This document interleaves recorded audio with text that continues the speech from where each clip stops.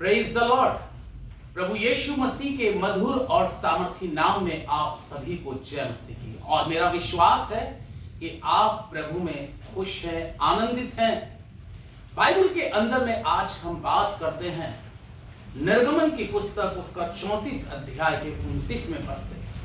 परमेश्वर का जीवित और पवित्र सामर्थी कलाम हमें इस प्रकार से बतलाता है कि मूसा जब सीने पर्वत पर था, क्या कर रहा था? परमेश्वर का कलाम कहता है कि वो परमेश्वर से बातचीत कर रहा है।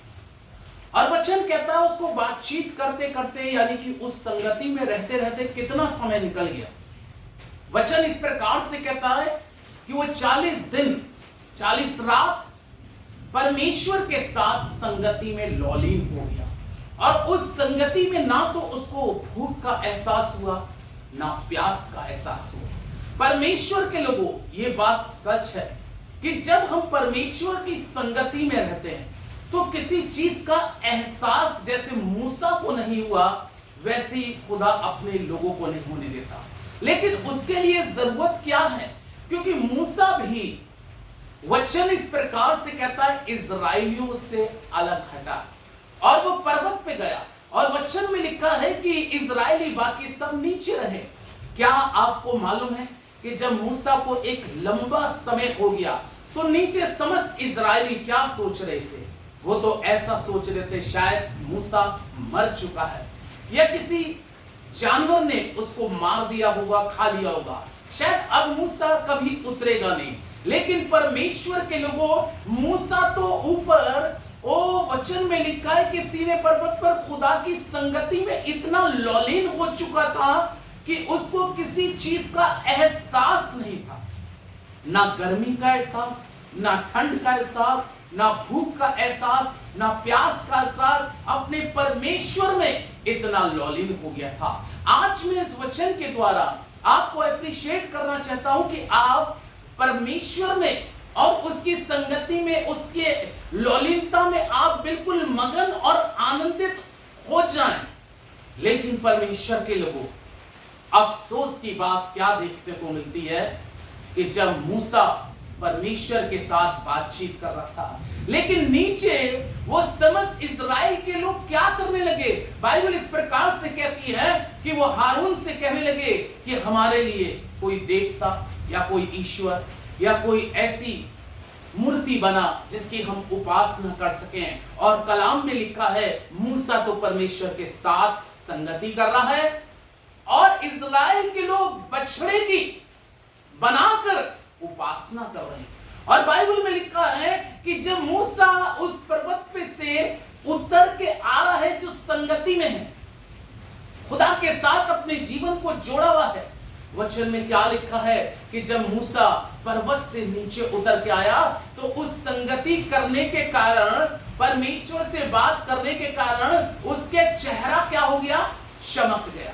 उसके चेहरे पर एक नूर आ गया है, उसके चेहरे से किरणें निकल रही हैं। खुदावंद के लोगों, आप सोचिए, जो व्यक्ति 40 दिन और 40 रात से कुछ नहीं खाया है, ना कुछ पिया है, लेकिन परमेश्वर के साथ संगति करने का असर मैं आपको दिखाना चाहता हूं। जब हम परमेश्वर के साथ एक गहरी संगति करते हैं, जब हम परमेश्वर के साथ अपने जीवन को सही तरीके से जोड़ते हैं, तो परमेश्वर के लोगों, हमारे जीवन क्या अंदर में एक रूहानियत आती है। और जब वो रूहानियत आती है तो उससे चेहरे की भी चमक बढ़ जाती है। और बाइबल इस प्रकार से कहती है, मूसा को तो कुछ एहसास नहीं था कि उसका चेहरे से चमक निकल रही है या उसके चेहरे से किरणें निकल रही है। लेकिन परमेश्वर के लोगों, जब मूसा जमीन पर आया तो कलाम में लिखा है, परमेश्वर का वचन कहता है, जब वो पहाड़ से उतरकर नीचे आया तो क्या लिखा है कि उसके चेहरे को देख के इजराइल के लोग डरने लगे, भयभीत होने लगे, कांपने लगे। यहां तक कि बाइबल कहती है कुछ लोग उसको देख के मूर्छित हो गए और कहने लगे कि मूसा अपने चेहरे के ऊपर में कोई कपड़ा डाल ले, क्योंकि हम तेरे चेहरे को देख नहीं पा रहे। ये है परमेश्वर के लोगों परमेश्वर के साथ एक संगति करने का हम देखते हैं क्या प्रतिफल मिलता है। बाइबल कहती है ना कि तुम्हारे चेहरे चमकेंगे।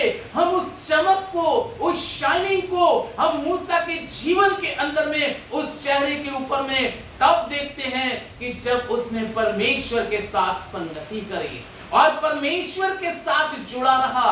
आज मैं आपको वचन के द्वारा आशीष करना चाहता हूं और इस वचन के द्वारा आपको बताना चाहता हूं कि अपने जीवन का ज्यादा से ज्यादा समय जैसे मूसा परमेश्वर के साथ उस संगति में जुड़ा रहा। क्या आपको मालूम है परमेश्वर के साथ संगति करने का मतलब क्या है? कि हम उसके साथ एक मन एक आत्मा हो जाते हैं। आज जरूरत है इस बात की कि हम एक मन एक आत्मा हो जाएं और परमेश्वर में जुड़ जाएं, क्योंकि जब हम परमेश्वर से जुड़ जाते हैं, क्या आपको मालूम है दाऊद के विषय में कि दाऊद जब परमेश्वर के साथ जुड़ा हुआ था तो उसके चेहरे पे क्या चमक रही थी? लाली झलक रही थी। हालेलुया! उसका चेहरा लाली झलक रही थी। और बाइबल में लिखा है कि वीर गोलियत ने जब उसके चेहरे को देखा कि उसके चेहरे पे लाली झलक रही है तो क्या कहने लगा वो वीर गोलियत, क्या तू लाठी और डंडा लेकर मेरे पास में एक कुत्ते को मारने आता है? लेकिन परमेश्वर का वचन क्या कहता है? दाऊद ने उस घड़ी क्या कहा? ओ प्रभु के लोगों, तू तो अपनी ताकत पर, तू अपने भाले पर, तू अपनी भुजाओं पे भरोसा है, लेकिन जिस परमेश्वर के साथ मैं संगति करता हूं वो परमेश्वर यहोवा मेरे साथ है और मेरे चेहरे का इस चीज को प्रतीक बताता है कि वो परमेश्वर मेरे साथ है।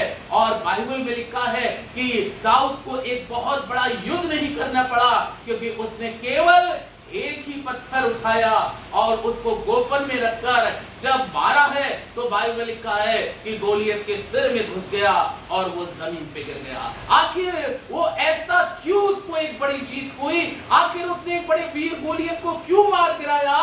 क्योंकि वो परमेश्वर की संगति में था।